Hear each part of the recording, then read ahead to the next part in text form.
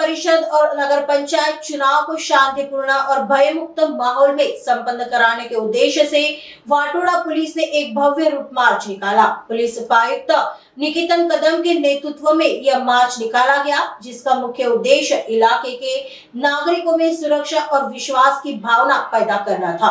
Route march के दौरान police उपायुक्त निकेतन कदम ने मौके पर मौजूद नागरिकों से सीधा संवाद किया। उन्होंने लोगों से अपील की कि वे चुनाव के दौरान किसी भी अफवाह पर ध्यान न दें। इस दौरान वाटोड़ा के वरिष्ठ पुलिस निरीक्षक हरीश बोराडे भी मौजूद रहे।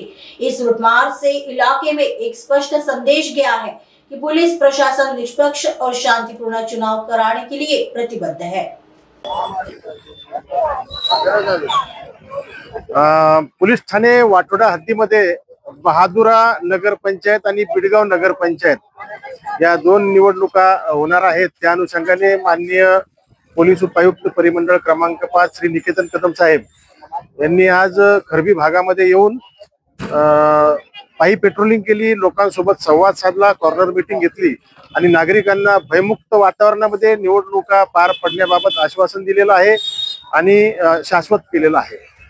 त्या संदर्भात आम्ही पोलीस स्टेशन वाटोडा मधील अधिकारी अंमलदार दररोज आचारसंहिता लागली तेव्हापासून लोकांमध्ये मिसळून जे पोलीस स्टेशन हद्दीमधील असामाजिक तत्वाची लोक आहेत त्यांच्यावर वेगवेगळ्या कारवाया करून, प्रतिबंधक कारवाया करून, अवैध धंद्यांवर कारवाया करून निवडणुका या अतिशय शांततेमध्ये भयमुक्त वातावरणात पार पाडण्यासाठी कटिबद्ध आहोत।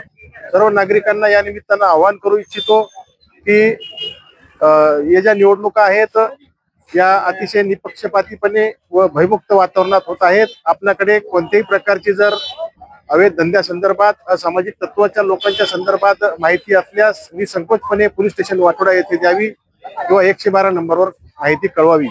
धन्यवाद।